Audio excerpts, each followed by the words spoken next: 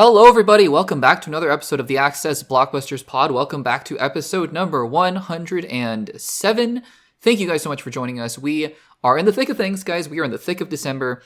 And just wanted to say up front, too, for those of you who have watched some of the videos, I actually made an entire segment about how I podcast because some people were curious and kind of going into the background and inside baseball of all of it. But long story short, I want to say up front, we're not going to be talking about, in today's episode, Netflix buying Warner Brothers because in reality, I locked the podcast episodes Friday afternoon.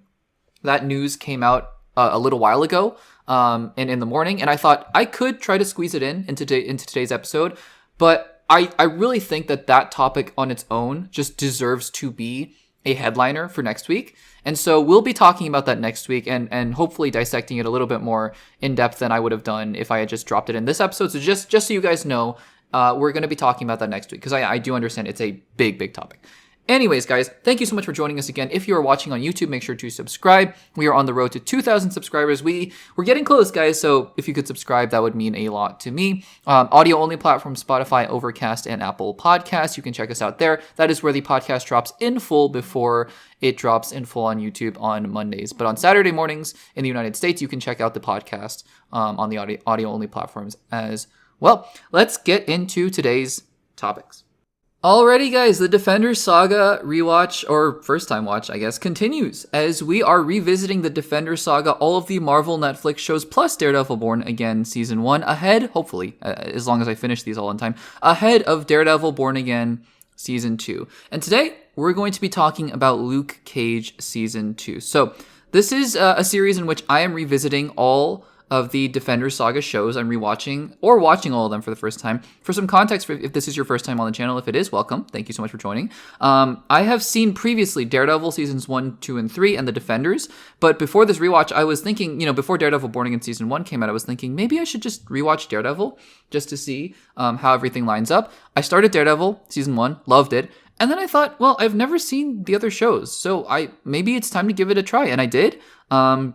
And while I haven't loved every single show, I've really been enjoying diving into this mythology and this other side of what is now the Marvel Cinematic Universe. Because, guys, these shows are now MCU canon. Who knows, right? We'll talk about the ending of Luke Cage Season 2 in this segment. But, yeah, at some point, maybe we'll visit Harlem's Paradise. And maybe we'll see Luke Cage in Daredevil Born Again Season 2. It's possible. It might even be likely. So we'll talk about that in just a second. But today we're here to talk about Luke Cage Season 2. For just a tiny bit more of additional context as well, we talked about Luke Cage Season 1. You can go check out the full segment or the full podcast where we talk about it. And I did enjoy Luke Cage Season 1 quite a bit. I think that it runs into the same problem that Daredevil Season 2 does, where there are clearly two different shows in that one season. There's the Cottonmouth show, and then there's the Diamondback show. And I don't know why they did it like that. And in Daredevil Season 2, I think they did a little bit of a better job integrating the Punisher story and the Elektra story, but those felt like two very distinct seasons of Daredevil. Same thing with Luke Cage Season 1. But I really liked what I saw. I liked Luke Cage. I liked seeing Harlem. I liked Cottonmouth. I thought Diamondback was okay, but, I thought that all the characters surrounding Luke Cage were pretty well developed as well. Claire Temple was there, Misty Knight. So, yeah, I thought it was a really solid season of the Defenders. Now, I haven't heard, because I'd heard a bit about Luke Cage Season 1, about Cottonmouth and Mahershala Ali, and he was great. I actually hadn't heard almost anything about Luke Cage Season 2. So I was really going into the season just knowing next to nothing. And I will say this about Luke Cage Season 2 as we dive into it now. I thought Luke Cage Season 2 took some risks, and I love that it did that. I think the ending, let's jump to the ending first. Unlike other segments, we usually don't do this, but let's jump to the ending. I thought some of the things, holistically, that they did with the ending of the show were really interesting, and to be honest with you, set up for a really interesting Season 3 of this show, which we never got, we may never get. But I thought the ending of the show was fascinating. Not in every regard. We'll talk about the Bushmaster angle of it all. But I thought, this show, because some shows you're looking for, okay, what's the lesson? What's the moral? What's the theme? This show, I don't think, was trying to give a theme of, okay, this is what you should take out of Luke Cage Season 2. This is how you should live life. Now, Luke Cage Season 2 was an exploration of a character who was grappling and is grappling, I guess, currently, whatever that means in the MCU, with his rage and his anger and his city, I guess not city, but Harlem, right, in New York City. and trying to figure out what is the best way to keep crime down. And he ultimately decides if crime is going to be a thing here, I have to take this burden on, and I am going to be the one to take up this mantle of king of Harlem, metaphorically, king of Harlem. And if no one else, if it's going to be somebody, whether it's Mariah or Cottonmouth or Shades or Bushmaster, if it's going to be one of them, or if it has to be somebody, it's going to be me. I think it's a fascinating character arc to see Luke Cage devolve, or not devolve, well, yeah, maybe devolve, but take on this role. And I think that those choices are super interesting for the character. Now, whether or not we're going to see him ever again, maybe. I think it's possible we'll see him in the MCU. I don't know if they'll pick up on any of that because it's been 7-8 years since the show came out. But I think that those choices that were made at the end of the season were so interesting. On the other hand, I do think Luke Cage Season 2, in my opinion, is not as strong as Season 1. Even though Season 1, I think, had some problems and had some things that I didn't love about it. I think one of the big problems about Luke Cage Season 2, and one of the reasons that it did take me a little bit of time to get through, kind of like Jessica Jones and kind of like some of the other shows that I thought were a little weaker, I think it was because this show was incredibly unfocused. I think that a lot of the things within Luke Cage Season 2, I think if I take a step back and just trace the arc of what was going on for certain subplots and characters and things like that, I can respect a lot of what they did, and I enjoyed a decent bit of what they were doing. I thought that some of the things that they were doing with the character of Mariah, for example, at first I was like, is this really, are we really going to be able to elevate her to the level of a Cottonmouth or a Diamondback? Because she was, I think, pretty much a side character in Season 1. She was kind of relegated to the background. So I was like, are we going to be able to buy the fact that she is turning into this criminal empire boss? By the time the season ends, this is a crazy and scary character. And I mean, obviously she's dead now in the show, but I mean, that character, they did a lot of work with that character to make me believe that, oh yeah, no, this is a terrifying character. Really, really, really scary character. So I give the props. I give a lot of props and kudos to the show for being able to do that with the character of Mariah Stokes. Other things, like, I think some of what they did with Bushmaster was interesting, although, I guess we'll talk about it now.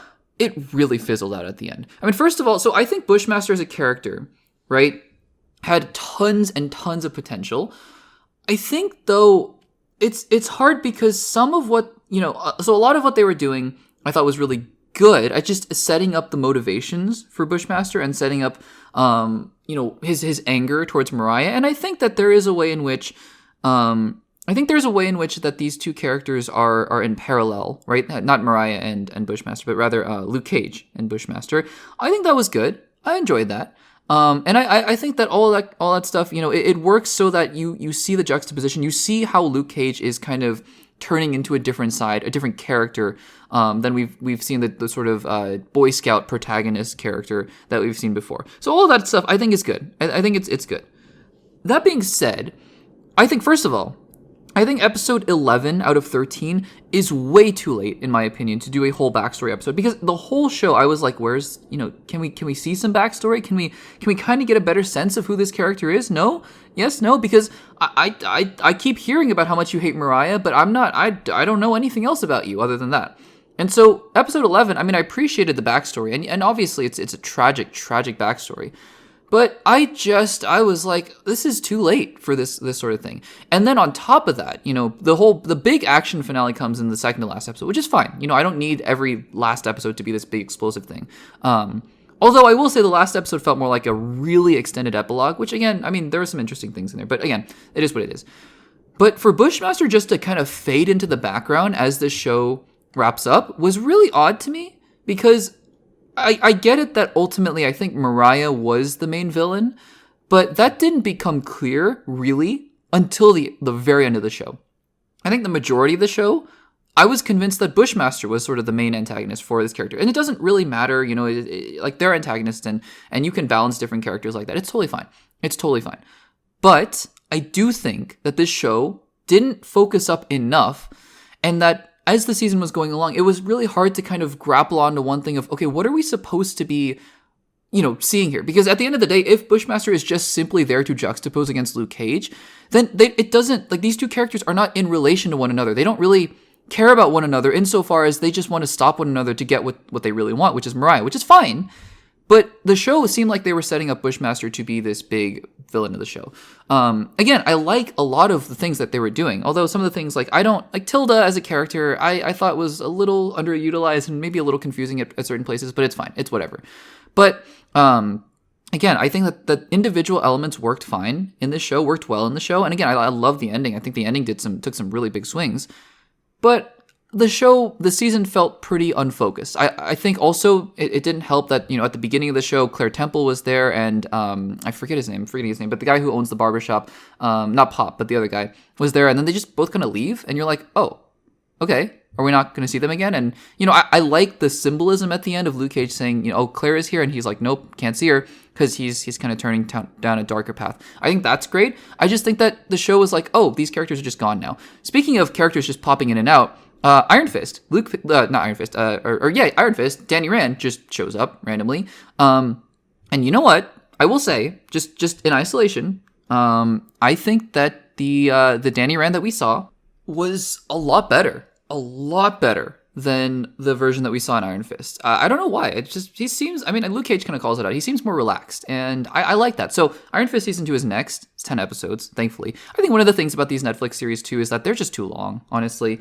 Some shows can be 20 episodes. I think a lot of these shows, Jessica Jones, Luke Cage, Iron Fist, should be 8 to 10 episodes. I think that's totally fine, given the fact that these are 40 to 50-minute episodes, not like those Disney Plus shows that are 30 minutes long, not including credits. That's too short for 8 episodes. But these episodes feel meaty, and sometimes it feels like they're stretching them too far, honestly. So, again, at the end of the day, I think I respect a lot of what Luke Cage Season 2 was trying to do. I enjoyed a decent bit of it, but it felt, every episode, most episodes, and most subplots and arcs felt kind of unfocused, and it just was hard to get attached to what was going on. And I think it's just a big problem when you're trying to get people to really get invested in what's going on over 13 episodes of 45 minutes each, versus a movie where 2 hours, if it's a little unfocused, you're like, yeah, but it's, we're kind of along for the ride, if that makes sense. I enjoyed it. I would be interested, really interested, like I said, to see where this goes from here. But if we never see him again, then I don't know. I think it was an interesting place to leave the character, and then we'll go from there. So guys, what did you think of Luke Cage Season 2? Let me know in the comments down below. Alrighty guys, I feel like I deserve a couple pats on the back for almost making it through an entire horror show. Something that I never thought I would ever do, because I generally dislike horror pretty universally. That being said, there are some exceptions, and the It franchise has surprisingly been one of those exceptions. And today, we're here to talk about, in spoilery detail, episode 6 of the HBO MAX series, It Welcome to Derry. This is going to be a full spoiler discussion, so if you have not seen episode 6 of It Welcome to Derry, no worries, just make sure to save this segment, save the podcast, and save this video wherever you are watching for later, and come back once you have seen it. Let's dive right in. I've said this before in numerous occasions and on the other spoiler discussions for It Welcome to Derry, I like the It franchise. I think that it is one of those horror franchises where I can overlook the horror because, I don't like to be jump scared. I don't like gory things. Generally, I don't like to, see creepy images. But story, right? Story for me is always important in terms of movies and narrative. And I think that the It franchise has interesting stories and interesting characters to show us. And so for me, this has been a franchise that sort of transcended I don't like it because it's a horror movie, because I'm like, well, but it has interesting things to say, and it's been a really fun and interesting and engaging watch. And so I was excited for It Welcome to Derry, but not to belabor the point, it's been a little bit of a rocky road thus far. I have not been super enthralled with the show. I haven't been disliking it outright either, but it just hasn't been captivating me in a way that I had wanted. That being said, last week's episode 5, was to me by far and away the best episode of the entire series. It brought a lot of these storylines that had felt very disparate and disconnected together. It had ratcheted up the stakes. It had made this threat of whatever it was, Pennywise, even more tangible, because before it had been kind of just floating around and scaring people here and there. It made the threat real. And I'm not just talking about seeing the actual clown. Like, that was well and good. But I'm talking more just about having the threat become something that is actually, for lack of a better term, threatening, and have it be something that actually makes fear be real, right? I think the scenes where Leroy has to shoot his partner when he thinks that it's a manifestation of Pennywise, like those kinds of things are what make the tension and what make the stakes and what make this show, it's the strengths of the show, right? That's what Pennywise can do to you. So I was excited for episode 6 because I was like, okay, let's see how we can build from that momentum.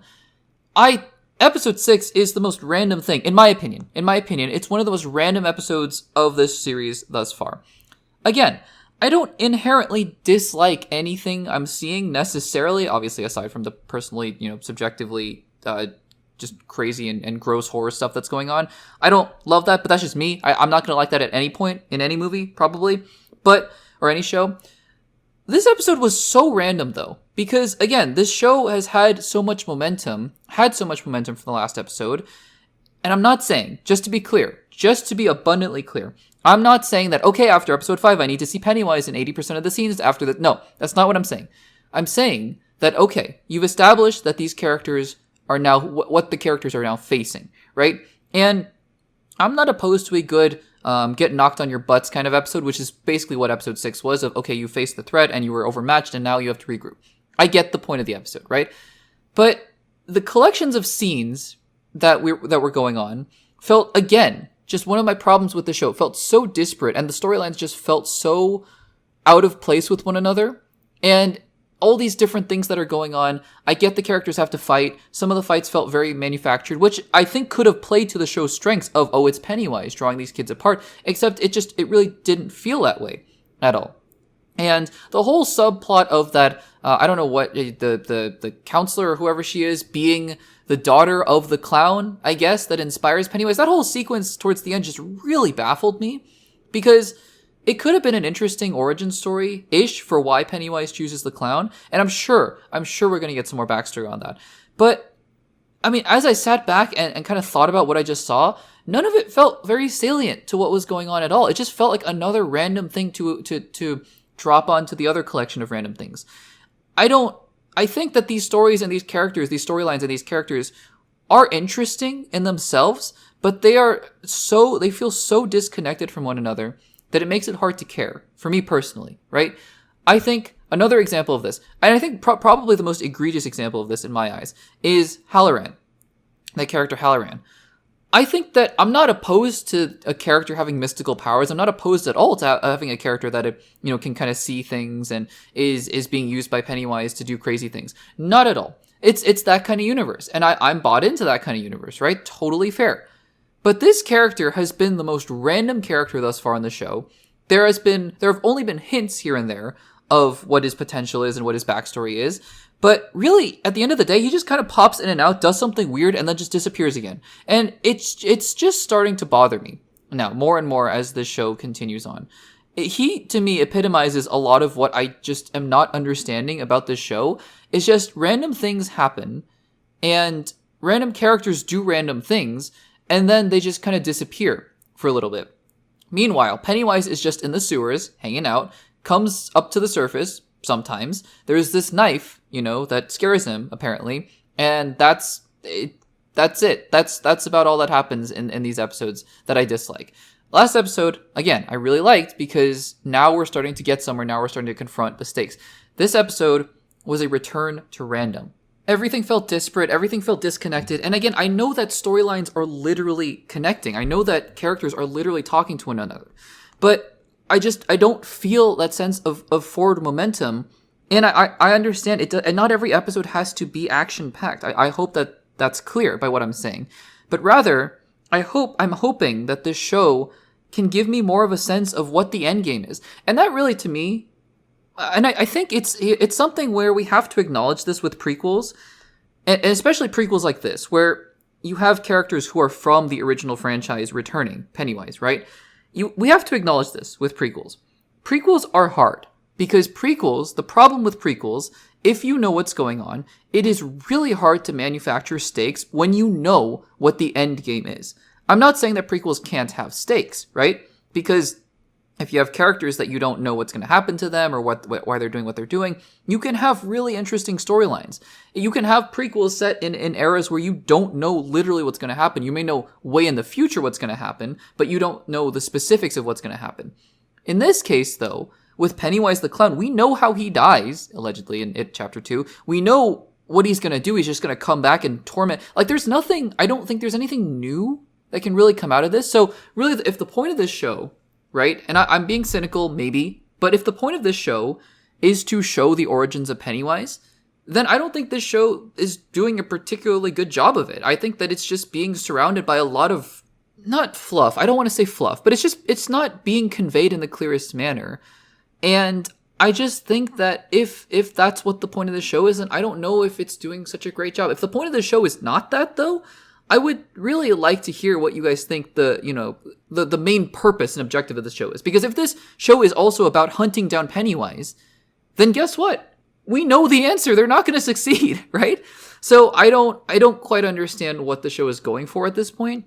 I thought last week I got a better sense of it, of, okay, this is a show that's going to both, it's going to kind of expand, and talk about Derry, but also just be a hunt for Pennywise show. And if that's the case, then we need more episodes like episode 5. But if we don't get more episodes like episode 5, then I'm just kind of left with this.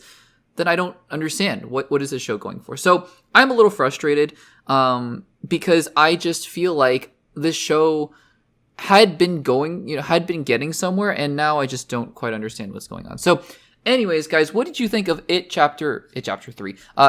Welcome to Derry, episode 6, because perhaps you guys enjoyed it more than I did, in which case, it's amazing. I would love to hear your guys' thoughts if you did. So if you guys enjoyed It Welcome to Derry episode 6, or even if you guys didn't enjoy It Welcome to Derry episode 6 like me, let me know what you think about all of this in the comments down below. Alrighty, guys, so there has been all this talk about an Avengers Doomsday trailer. And to my knowledge, while I think we did some segments covering the fact that some of the major trades have confirmed, according to their sources, that an Avengers Doomsday trailer is coming with Avatar Fire and Ash, nothing has been officially confirmed, at least as of the recording of this segment. It happens sometimes where I record a segment, I get ready to publish it in the podcast, and then the thing I talk about as speculation or rumors turns out to be true. And there's nothing you can do about it. So in the meantime, I mean, when you're listening to this segment, chances are, or not chances are, but perhaps there is a chance that the Avengers Doomsday trailer will have been confirmed to be coming out. In which case, that's exciting, right? Let's get excited about that. But again, as I record this segment, nothing has been confirmed. Heavily rumored, to the point where I am gearing myself up to make a segment and to talk about the Avengers Doomsday trailer, right, as we watch Avatar Fire and Ash in a couple weeks, but nothing concrete. That being said, we will be getting an Avengers Doomsday teaser trailer at some point, just the nature of the beast. And I'm going to assume it's soon, but honestly, that doesn't really affect what we're going to talk about here today. What I want to talk about here today is what should we expect, / what should we hope for this first Avengers Doomsday teaser trailer. Let's talk about it here. I'm going to talk about a few things that I think we could expect and maybe should hope for this first teaser, starting off with, number 1, a decent bit of Doctor Doom. I think if the first trailer is just going to be establishing shots of existing heroes, it's fine and all. It's exciting and all. Like, if the trailer is just a montage with a voiceover, kind of like the first Avengers Age of Ultron teaser trailer, where Ultron doesn't really show up until the very end, and it's just shots of the film, fine. I think that's fine. I think, you see Shang-Chi, you see Thor, you see Loki, you see Professor X. That's enough to get most people excited about, an Avengers movie. I really think, though, if you're going to release a teaser trailer so far in advance, I'm not saying Doctor Doom needs to be in the center of every single scene, and he needs to be, like, all of his big scenes need to be spoiled in the teaser trailer. It's a teaser trailer. I don't even expect it to be more than a minute and a half, like maybe 70 to 80 seconds long, right? I hope it's not really that long.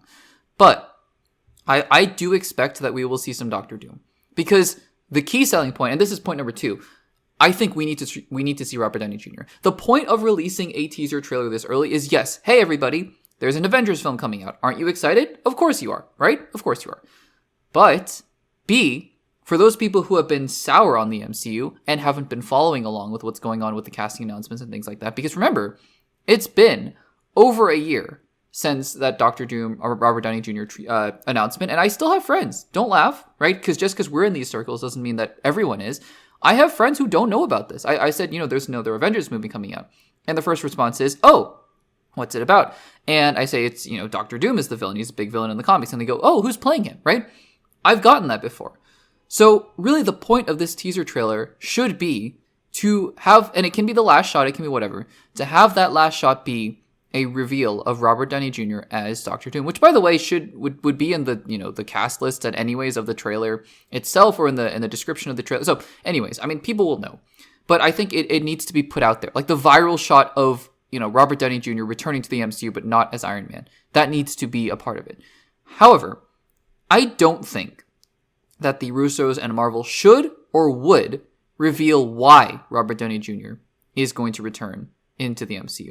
I think that is immediately eliminating all kinds of theorizing, all kinds of talk and speculation, which is good.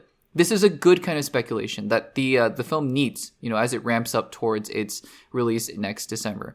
I do think, right, we're going to see him, and we might get hints as to why it is Robert Downey Jr. as Doctor Doom, which the Russos keep insisting there is a connection. And we've been getting more and more hints that it has something to do with Iron Man, which, duh, right, he was Iron Man. But I don't think the Russos should reveal what that is, frankly, in any of the marketing material. I just don't think so. I think that they should wait and leave that to be a surprise in the movie itself. The other thing I think that this trailer really should do is show heroes together, because a part of the problem of the MCU has been, I just think it's been so disparate and disconnected. So start to show what some of those connections look like. Show Pedro Pascal and Florence Pugh together in a scene. Show Charles Xavier. Show Patrick Stewart and Simu Liu in a scene together. Show I don't know if I go this far, because we all kind of know and assume that Tom Hiddleston and Chris Hemsworth are going to reunite. Maybe you show them together in a shot just to get people excited. I don't know. But show that this universe is cohesive once again. I think, again, one of the big things about these Avengers movies, or the MCU in general, is that people have been like, well, it hasn't been the same. So fine. Capture that identity again. Capture that sense of watching that first Infinity War trailer where you see, oh my gosh, Cap is with Wanda and Vision is there, and Thor is with the Guardians. Like that, those kinds of those shots in those trailers were part of the reason that everyone got excited. Aside from that, I mean, establish a grim tone, right? It's going to be Doomsday for a reason, but you don't need to do much more than that. I feel like that's more than enough. You can have a menacing voiceover from Robert Downey Jr. That's fine. 80 seconds. That's it. That's all you need. I'm honestly, maybe that's my final hope that we'll land on here. I hope that this trailer is not long. This trailer does not need to be long. This trailer could have just literally been a shot of Doctor Doom removing his mask and it's Robert Downey Jr. Maybe that's it. Maybe that's all it is. But again, I just hope that they're not going to release a full big trailer right now, because it's a year away. Do that in May. Do that in July at Comic-Con. Do that in October, right? It's a year away. We don't need a big trailer right now. That's my thought. So anyways, guys, what are you hoping for this first Avengers Doomsday teaser trailer? Let me know in the comments down below. Alrighty, guys, not that there aren't any big movies coming out for the rest of the year, but there's really only one. I know that there are other movies that we have yet to talk about, right? For example, Zootopia 2, which I'm hoping to still talk about, and Five Nights at Freddy's 2, but there's really only one massive movie left in the year, and that is, of course, Avatar: Fire and Ash. So the third Avatar film is coming out in just a couple weeks, and of course with that, we have some rumors about an Avengers Doomsday trailer, but let's talk about the Avatar film itself. I mean, it's the third film in the franchise. These two films previously, Avatar and Avatar: The Way of Water, have made a combined almost, get this, two films, almost maybe over $5 billion. It is insanity how much these films have made. Now, Avatar 3 is coming out, and, I liked the first Avatar. I didn't watch it in theaters, so perhaps I didn't ride the wave of the 3D hype and all that, but I saw Avatar: The Way of Water in theaters. And I saw it in 3D because it's one of the only movies that I would one of the only franchises that I would only go to see it in 3D, just like how I'm doing with this third film here, I think. And I was blown away by the visuals. I think the story is what the story is. I don't come out of Avatar films. I didn't come out of Avatar: The Way of Water being like, wow, what a transformative story. I came out of it going, wow, what a visual spectacle. And I'm somebody who doesn't always, not appreciates, but I always say that visuals are never, to me, going to make or break completely a story. It's really about the plot and the characters to me. But visuals can obviously augment or it can detract from the overall experience. And Avatar: The Way of Water really was the exception that broke, or that proves the rule, that, there can be films The story is what the story is. The characters are what the characters are. But that film is incredible. So we have our first reactions now for Avatar Fire and Ash, which this article that has compiled a few of them also notes Avatar 4 coming out in 2029.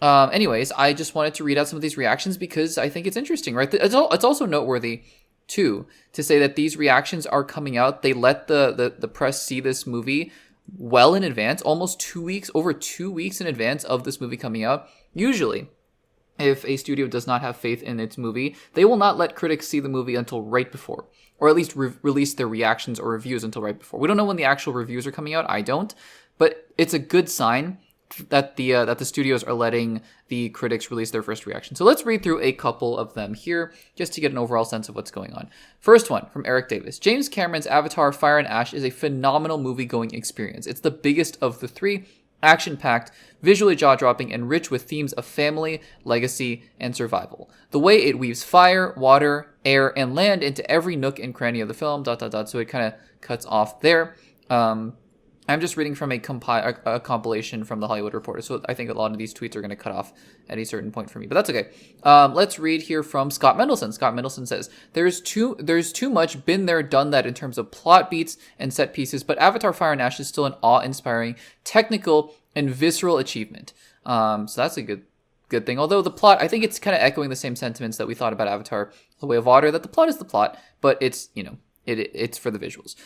Bill Bria says Avatar Fire and Ash is a knockout, an epic that delivers on an enormous scale with the characters and world building paying off surprising dividends. It's a delight to see a film be this big while still being a narratively and visually bold work of science fiction. Simon Thompson says, with Avatar Fire and Ash, master storyteller and visionary filmmaker James Cameron again delivers a hyper real experience that is emotional and exhilarating. Repeatedly and exhaustively raising its own bar, this is an audacious feast that delivers more than anyone ordered. I think that's a good thing, right? Pretty sure it's a good thing. Let's read maybe one or two more. Courtney Howard has this to say. Avatar Fire and Ash. 3 films in, James Cameron still has the sauce, making the spectacular, feel emotionally impactful. A glorious saga. Bold, brilliant, and awesome in every way. This is what movie theaters were built for. And that is a good thing. So, and let's read one more here. This is from Eric Goldman. This article says, or this reaction says, Avatar Fire and Ash is another visually fantastic epic that also contains a couple of the most emotional moments in the series. On the other hand, I had some issues with the third act, and Way of Water remains the peak for me, but dang, Cameron delivers spectacle like no one else. So, few consistent themes there, right? Number one, it's an Avatar movie. It is going to be visually gorgeous to look at. It is going to be a spectacle of all sorts. And I think for me, just based on what we've seen from the other 2 Avatar films, that is worth the price of admission alone, honestly, just watching it in 3D like that. I'm excited for that. The movie is well over 3 hours long, so you buckle up, right, if you're going to see it, because it's going to be a long movie. But still, I think that's worth the price of admission alone. People say it's the most emotional, right? Other people say the plot is the plot, and there are some issues with the plot. So I think that this film, honestly, will line up pretty well with Avatar The Way of Water. I don't remember what the exact critic score was for that film. And, sometimes we run into this scenario of the critical reactions just being, the first reactions, I should say, not the reviews, being way more positive than the movie itself. I remember Star Wars The Rise of Skywalker was an example of this, I think. I think recently The Running Man 2 had really strong reactions, and the reviews came out and they were all right. They were fine. I think this movie will kind of land in that 65 to 80-ish range of Rotten Tomatoes, for example. And I think the consensus will be amazing to look at. Story is fine. Story is what it is. Emotional beats, and that will be the movie. And honestly, if that's the case, sign me up. I'm excited for it. So guys, what do you think of these first reactions to Avatar Fire and Ash? Let me know in the comments down below.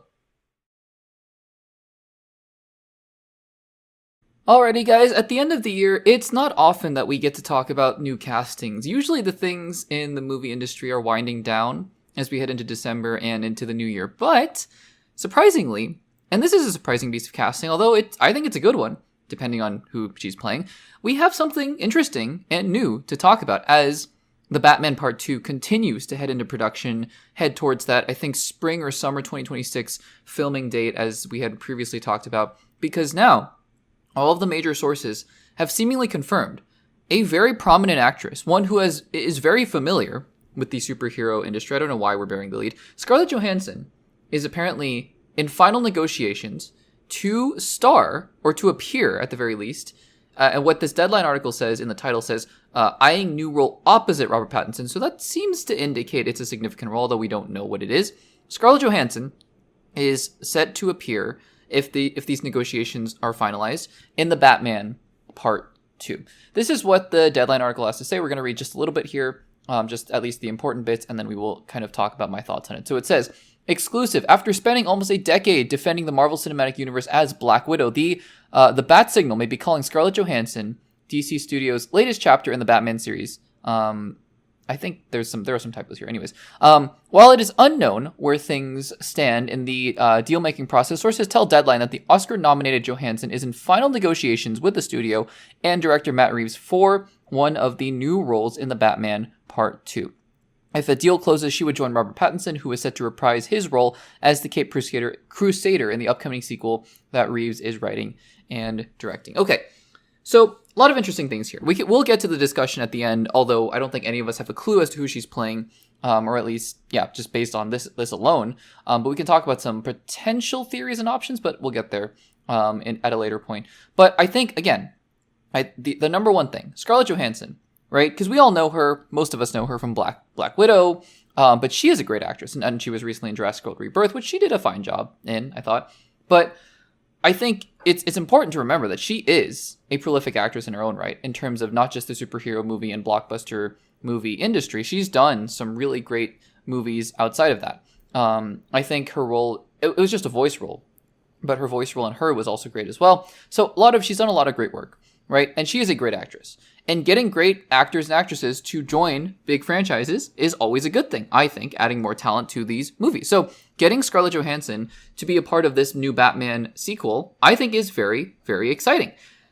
Obviously, we don't know who she's going to be playing. We don't know how significant her role is, although, like I said, purely based on the tenor of the article, one might be able to speculate that it's a more than sizable role, right? It's not just a cameo, one would hope, at least, if you're getting Scarlett Johansson. So I think it's exciting, right? Just to kind of think about the fact that Scarlett Johansson might be joining an already interesting cast. We don't know who else is joining Robert Pattinson. We don't know who the villain is going to be. Maybe she's going to be the villain, for all we know. And there are some options there as to who that might be. But again, we don't know who this character or who she's going to be playing. And so that leads to the question, I'm sure as the speculation will wear on, who is Robert Pattinson, who is Scarlett Johansson going to be playing in the Batman Part 2? Well, if it's a villain, right, we don't know any of the major villains so far in the Batman Part 2.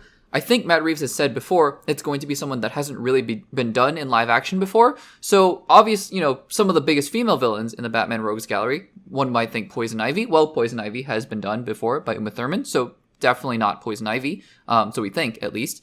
Although, if Matt Reeves is just talking about the main villain, because maybe there's a main villain, but maybe Scarlett Johansson is playing Poison Ivy as a side villain, sure, that's possible. But I'm probably going to rule that out here. In terms of other characters, though, I mean, I don't think it's Barbara Gordon. I don't think it's obviously not Catwoman, right? We've had Zoe Kravitz play Catwoman, TBD whether or not she's coming back to play Catwoman. But it could be a member of the Falcone family, right? It could be a crime boss member. It could be a crime gang family member. Could be a crime boss, right? There are a lot of questions. I'm not as into the Batman lore, into the DC Comics lore to know every single option that it could be, but it could be a completely new character as well. We don't know, right? We just don't know. Bottom line, though, as I say with all these major casting announcements, especially the ones that we just don't know who they're going to be playing, it's super important to get good actors and good actresses in there. It adds legitimacy, but it also adds good talent to these movies. So I'm excited to see who she's going to be playing, especially because this is going to be her first foray into DC from Marvel. So I think that is always an interesting thing and an interesting angle to keep an eye out for. But guys, I'm pretty excited. And I want to know, are you guys excited for Scarlett Johansson to be joining the Batman Part 2? Let me know in the comments down below.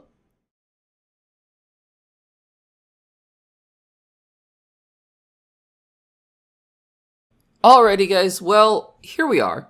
It's December, and there have been a lot of movies this year. I've seen a lot of movies this year, not gonna lie. I've enjoyed a lot of them. I've loved a few of them. I've disliked some of them. And now we arrive towards the end of the year. and there are only a few big movies left, because of course there are the Oscar movies and some of the smaller movies that I'm going to catch up on probably beginning of January that we head into Oscar season and look forward to, as we did last year, or I guess this year, early this year, heading into Oscar season. So I'm looking forward to that, right? But a few big movies left. Zootopia 2, I still need to get to next week. Hopefully we'll do a review, quick review. And of course, Avatar, Fire and Ash. But let's talk about Five Nights at Freddy's 2. Now you might be wondering, why is Access Blockbusters reviewing Five Nights at Freddy's 2? What's the big deal? Well, frankly, I mean, there is no big deal other than this is a franchise that I was somewhat interested in, simply because I've been a fan of the games. I have been a fan of the games really since they first came out. And if you've been following the Access Blockbusters YouTube channel, you might be saying, well, wait a second, I thought you hated horror. True, I hate horror movies, generally. I backtrack. I hate the experience of being scared, generally. And I hate seeing images that I just will not make me sleep at night. I don't like it. I really don't like it. But, I'm also, very consistently, I love good stories, right? No matter what form they take. And sometimes the good stories, like It, for example, is an example I go back to a lot. Stranger Things even is kind of scary in places, but there are some things that just, it makes it easier. It transcends those horror elements. I never played much of Five Nights at Freddy's. I played a little bit here and there, but the lore, the story behind the games, at least at the beginning, has now, I still loosely follow the lore.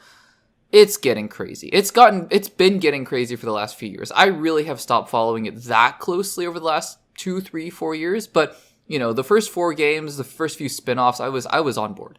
It's super interesting. The universe is rich, and I think the horror kind of elements just add to the intrigue of the story, which is what I love.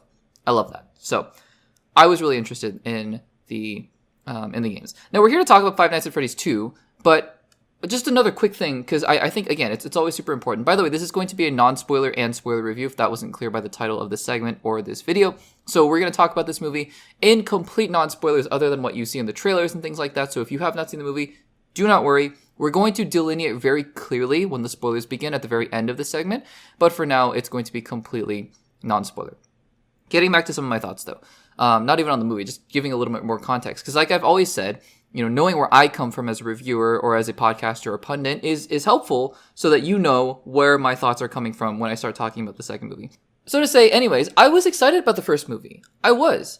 I think it did this weird thing. I don't know why. I don't remember why. It did this weird thing where it released on Peacock and theaters at the same time. So I don't know why. But anyways, I remember watching the first movie. I was excited for it. I didn't love it, And it was interesting because I'm not somebody, again, who likes to be scared. But to me, the animatronics just seemed kind of goofy, even though I really commend the production for using practical effects. I really do. I really, really do. I just thought the first movie was whatever. It was pretty unremarkable for me. So heading into the second movie, I was thinking, okay, well, the first movie actually made a pretty decent amount of money for what it was. Let's see what the second movie can be. Let's see how it can improve on the first movie. Although, I had heard right before I watched the second movie, some pretty bad reviews. I didn't know the extent to those bad reviews. I go online after watching the movie to find a 12% on Rotten Tomatoes, albeit with only about 50 to 60-ish reviews, so take that for what you will. But that's not a good score. So I walked into Five Nights at Freddy's 2 with some hope, but also with some trepidation. And I came out of the movie. Here's what I think. Is it a great movie? I don't think I could say that for myself. However, I will say, and perhaps it's because my expectations were lowered or whatever the case might be, I didn't have a terrible time with this movie. There are some movies this year, and I haven't done a review of every single movie I've seen this year that's come out this year, just because I don't think people are interested, or some movies I got to later and things like that. For example, a movie like The Running Man. I really had a poor theater experience with that movie. Not because people were talking or anything like that. Just the experience of watching that movie just didn't click with me as I sat in that theater. I get why it would for some people, but just for me, no chance. And so that's an example of when the theater experience didn't work. This movie, I sat in the theater. Granted, there are some things in this movie that are quite laughable. As in, how do you write characters like that in 2025? How do characters do these things? XYZ characters make XYZ decisions in 2025? Shouldn't we have learned from 150 years of cinema writing at this point? How do we do that still? There are definitely characters, there are definitely scenes like that. There are some really random things also that happen in this movie that you kind of take a step back and you go, yeah, from a writing perspective, I don't understand. I just don't understand how that happens. But the overall theater experience that I had personally is one of not entertainment, I would say, but enjoyment to a certain extent.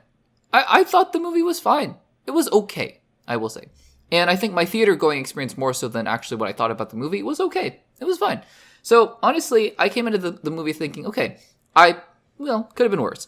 Here are some things that I enjoyed about the movie. I think the performances, in general, there are a couple egregious exceptions to this that I can't really talk about here. We'll talk about it in the spoilers, but not really bad. Some of them are really bad. But for the most part, right, you have your main cast. Josh Hutcherson plays Mike, and you have Abby again, you have Vanessa again.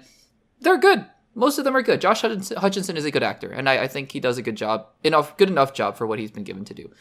I think, to the credit of the movie, that the new animatronics, right, and we're talking new, as in the trailer, so hopefully not a spoiler, but the new animatronics that you see in the trailers are pretty well designed, and they look good. And I will even say, because one of my big problems, right, with the first movie is that those animatronics just didn't seem scary to me. Wow.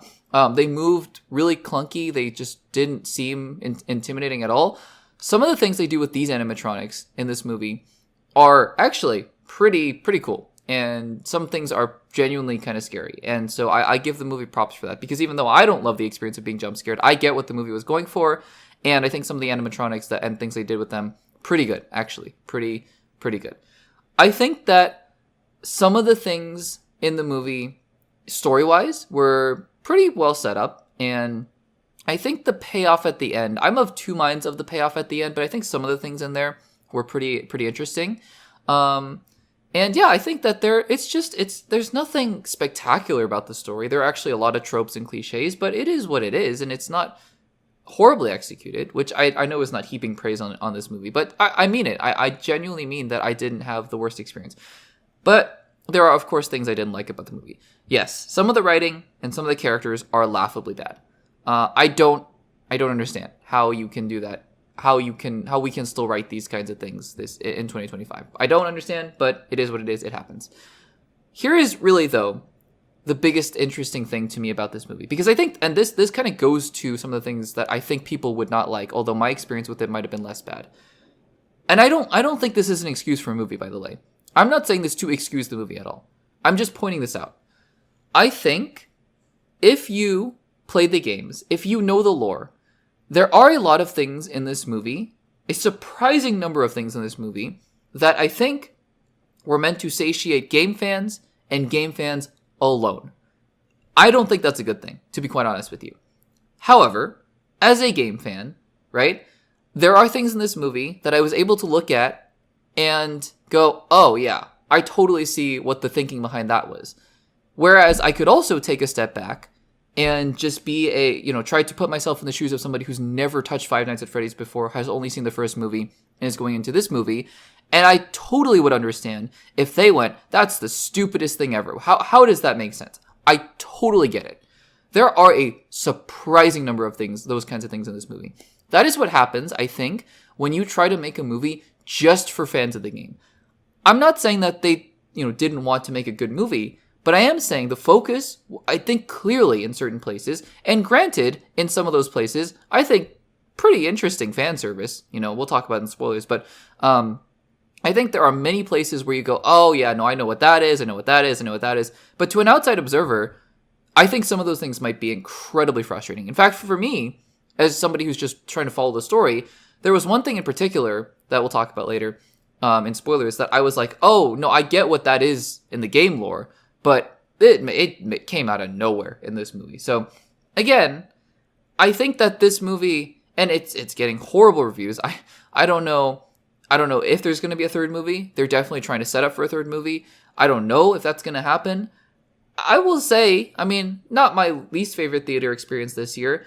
Not a movie that I'm particularly keen on rewatching either, though. But again, maybe I set the bar too low because I had a good time. A good enough time is what I will say with this movie. Let's dive into spoilers now, though, because there are a few things that I really do want to talk about in spoilers. But if you haven't seen the movie, no worries. Save the segment, save the podcast, save the episode for later, and come back once you have. Let's dive into some spoilers. So, like I was saying, right? Some of the things in this movie are just so obviously there for the fans. I mean, it's nice. Like, I'm not talking about seeing Baby, for example, the animatronic Baby. For those of you who have seen or who have played the games, you know Sister Location, right? That's where she's from. I'm not talking about that. That's just a cool little Easter egg kind of thing. I'm talking about the entire extended sequence where Mike Schmidt, because now there's two Mike, there's Mike Schmidt and Michael Afton, which, I don't know, I haven't been keeping up with the lore for a long time. I thought they were the same person at one point, or theorizing. Anyways, that's a whole other aside. But, because in this movie, clearly they're not the same person. Unless they are, but they're not. But basically, that entire extended sequence where Mike Schmidt is basically playing Five Nights at Freddy's 2, I thought was kind of cute, actually. Cute, obviously, there's animatronics trying to kill him. But, I cute in the way where I was like, oh, yeah, no, I get what's going on here. And they're trying to recreate it in a way that feels realistic. And in certain cases, in certain ways, it actually worked pretty well. But then there are just kind of things that happen where you get it, right? If you're a fan of the games. Like when he puts the Freddy mask on. Oh, of course, it's a game mechanic. But can you imagine, if you are a fan of the games, somebody who isn't a fan of the games watching the movie and seeing that for the first time and going, that's it? That's what stops the animatronics? Just putting on a fake mask? And if you are one of those, people who haven't played the games, I want to know, did you guys think that was dumb? Because when I saw it in the movie, your first reaction is, oh, I get it. And then my reaction is, oh, that's kind of dumb, though, if you're just watching the movie, right? It's different. It's hard to translate that from the game to the movie. Other big thing, Michael Afton. Michael Afton shows up for 3 minutes at the beginning. He says, they say his name is Michael, so everyone, who knows the game is like, oh, it's Michael Afton. Of course it's Michael Afton. Great, that's fine. He shows up for 3 minutes at the beginning to, I guess, kill all those kids. I don't know, whatever. Doesn't show up again for the entire movie. Shows up at the very end again, and he's like, it's me. And I'm like, oh, that is just ridiculous. The only reason I didn't have a more visceral reaction, again, is because I'm a fan of the games. And I know Michael Afton is a very key character in the game. So that's what I mean. That's what I'm talking about, right? This movie does some ridiculous things. But I think I'd be very curious to know if the experience varies based on if you're a fan of the games or not. Because I suspect it really does. It really does. There are also other things, like I was talking about, where it's just laughable, in my opinion. Just on a movie level. The entire character of that science teacher is atrociously ridiculous. Ludicrous. I don't understand how you can write a character that laughably unrealistic, just at all. I don't know if they were going for laughs, because sometimes in this movie, it almost seems like they're trying to be funny, like it's supposed to be a comedy, but it's not. Like it's just, is it trying to be gory when you pop somebody's head, Is it trying to be funny when the science teacher is saying to Chica, I'll give you test answers? Is it trying to be a kid's movie? I have no idea. So there are those moments like that. But again, at the end of the day, I really didn't mind my time watching this movie. Is it the most memorable thing? Am I going to rewatch it? No, I'm not. But, I think for what it was, I didn't mind it. So, and that's probably not the bar you want to clear, but it is the bar that this movie cleared for me. So there's that. What did you guys think of Five Nights at Freddy's 2? I'm assuming if you are here, you have seen it. So what did you guys think of the movie? Did you enjoy it more than the first movie? Did you enjoy it less than the first movie? And are you looking forward to a potential third movie? Because also, guys, really quickly, post-credit scene, they're setting up a third movie with Springtrap. And that's, we'll see if that ever happens. But guys, let me know what you thought about the movie in the comments down below.